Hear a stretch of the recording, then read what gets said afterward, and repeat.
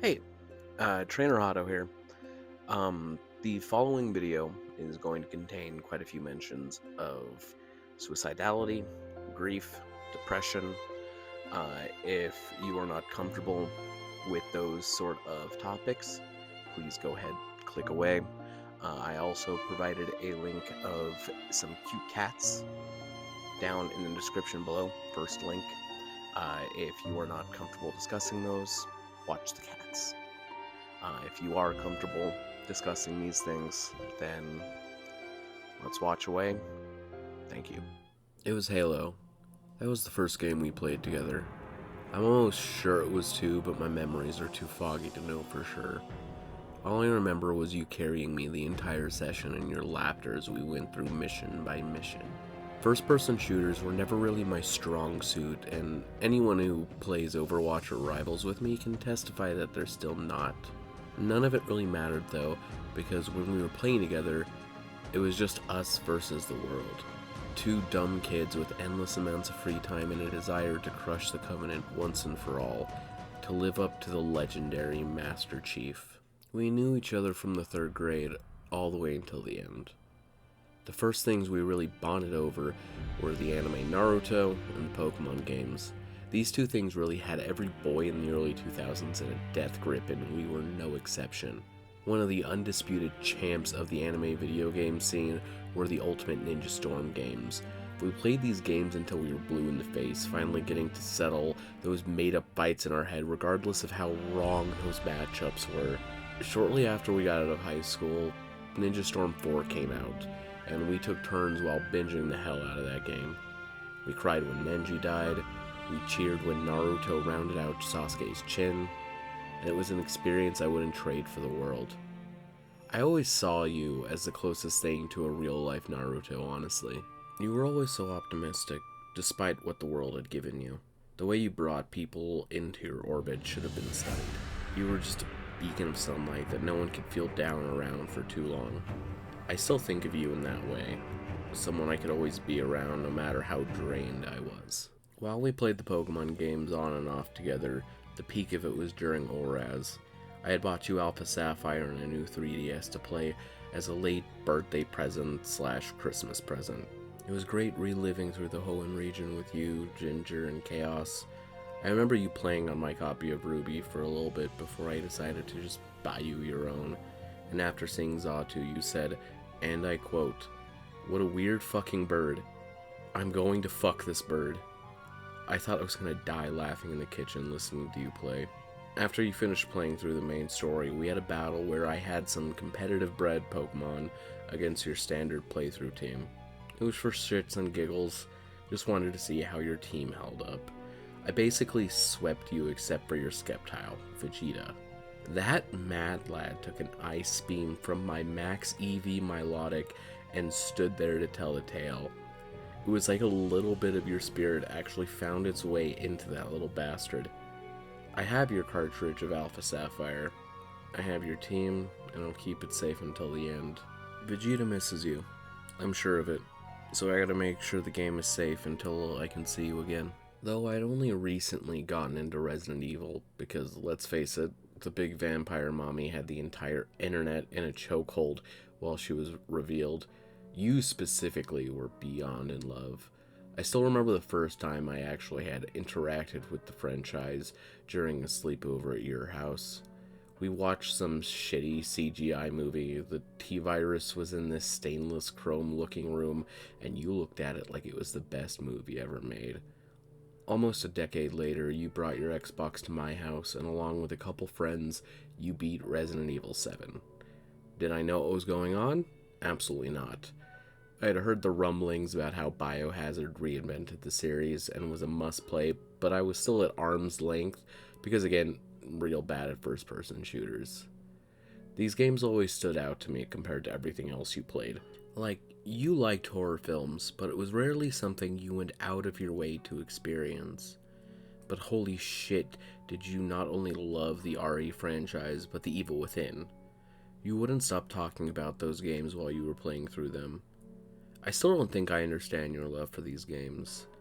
They give me so much anxiety and I can barely get through them, but something about them drew you to them. It's something I don't think I'll ever understand about you, but I'm trying. I bought a copy of Biohazard to try and understand this part of you. It really worries me that there are parts of you that I'll never understand, and I'll never get the chance to understand them. But I still want to try. Our biggest disagreements came to the RPGs we would play. I'm more of a Final Fantasy Elder Scrolls type of guy. I like to have a little bit of whimsical dread to my role-playing games. You're always more of a Mafia and Red Dead 2 kind of person. You probably spent more time on Red Dead 2 than any other game I can think of. You had an entire group you would play with until the darkest hour of the night. Just more people being brought into your orbit. I always thought that our type of RPG said a lot about us as people. I never really cared for our world. It was already doomed. A waste of effort to try and rehabilitate something that was already too far gone.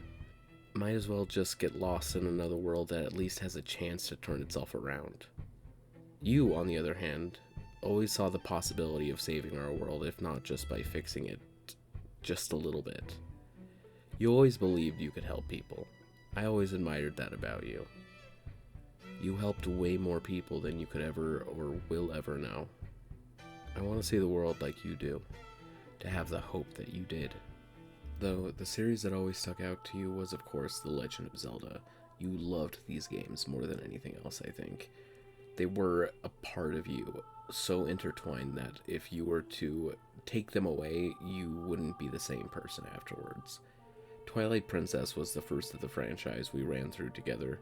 One of my favorite memories was playing the intro to this game at 2 in the morning on the Wii U version, and as I accidentally threw a rock at this kid's head, and all he would talk about is slingshots.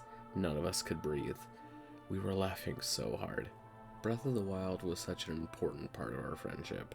The day we moved into our apartment, the Switch also came out, and with it, the Zelda game that took the internet by storm. We spent hours together just exploring, trying out random shit, until we got tired of dying or got distracted by something off in the distance. We once again had a bunch of friends over to face off against that lackluster final boss that disappointed us so much. Tears of the Kingdom, on the other hand, you had injured your back around the release of the game, and after I had beaten it, both of us now living separately and almost an hour apart, I lent you the game. Man, you discovered some stuff that I didn't even know about. Like, did you guys know that you could ride the dragons in this game? 'Cause I didn't. It was also the last game we beat together. Spent the day trying to beat Ganondorf, switching off every attempt and inching closer and closer to the sacrifice of his own humanity. Man, that dragon fight was so cool. Even though it was technically my turn, I gave you the controller for that final strike to the scaly bitch. It was an experience I'll never forget. Both of us with tears in our eyes as Link finally saved Zelda. I ended up playing Echoes of Wisdom and beating it shortly after you died. I don't think I'll ever be able to play that game again. It felt wrong. Not because Zelda was the playable character, don't get that twisted. I just couldn't tell you anything. The things I was doing, the tricks I was learning, the little exploits I discovered. I'm going to be honest, I don't really think I remember anything of that game, despite how excited I was for it when it was announced. I'm scared for the next Legend of Zelda game. Will I be able to play it? Will I want to play it? What other games will no longer be able to sit in my stomach? What else did you take from me when you left? It's just so hard to put into the words of all the ways that everything feels empty and things just seem a little bit more dull. All these games, all the years and memories, I'd give them all up to have you back. I miss you so much. So, he's gone, and